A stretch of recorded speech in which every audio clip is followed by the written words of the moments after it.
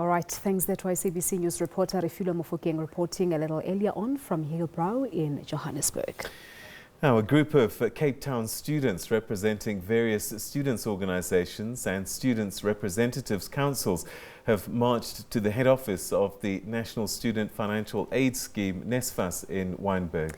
The students are demanding meal allowances and the fast-tracking of appeals on rejected applications for funding. Our reporter Mariska Botha has more.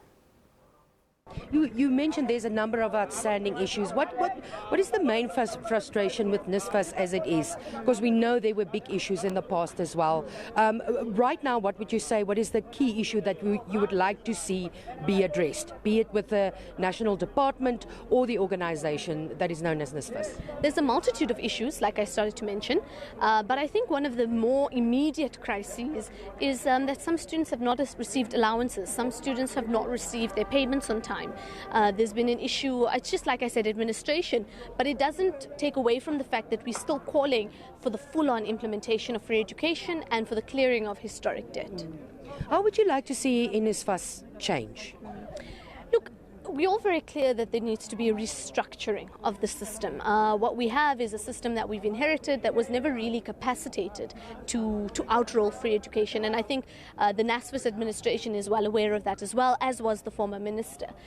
So we are looking at restructuring it, but doing so in a way that includes students as a central decision maker. So we are the ones who interact with NSFAS every day. And so I think in many ways we understand the system much better than others. So to have students and young people fundamentally a part of this restructuring, and also I think to be heard. We've been raising the same issues. I feel like, we say the same things every year, and yet we don't seem to be able to overcome them. So I think this might be the way to do it. Cyril Ramaphosa is giving his State of the Nation. Are you hopeful? Let me ask it like that rather. Are you hopeful that something will be said about this issue tomorrow?